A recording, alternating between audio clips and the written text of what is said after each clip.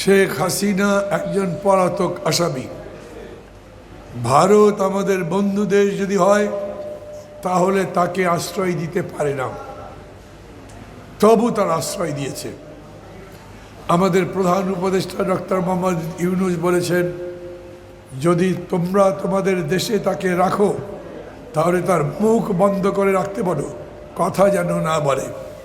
কিন্তু সেখানে দাঁড়িয়ে সেইখানে বসে তিনি বলছেন ওই কিশোর গ্যাং আমাকে ক্ষমতা থেকে সরিয়ে দিয়েছে।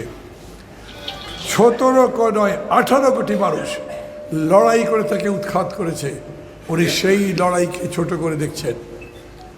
একেবারে পাষণ্ডের মতো, শিবারের মতো মানুষদের গুলি করে হত্যা করেছেন।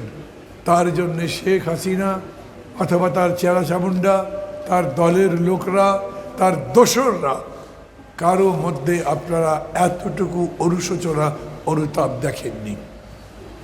আমরাও বলেছি ভারত কতদিন তাকে দেশে রাখতে পারে এটা আমরা দেখব।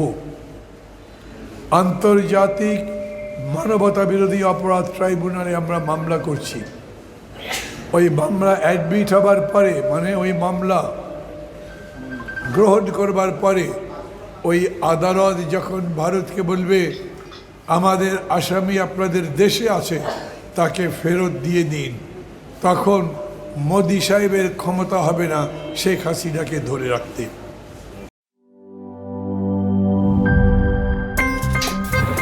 আমার একটা স্মার্ট সিদ্ধান্তে 25% গ্যাসের খরচ কমেছে। ভাবছেন কিভাবে? সাধারণ গ্যাস স্টোভ বদলে আমি এনেছি আরএফএল গ্যাস স্টোভ। এর সাইন্টিফিক নজল ও ব্রাস বার্নার ক্যাপ সমানভাবে তাপ ছড়িয়ে রান্না করে দ্রুত, তাই গ্যাসও বাঁচায় 25%, টাকাও বাঁচে 25%। আরএফএল গ্যাস স্টোভ নিরাপদ ও গ্যাস সাশ্রয়ী।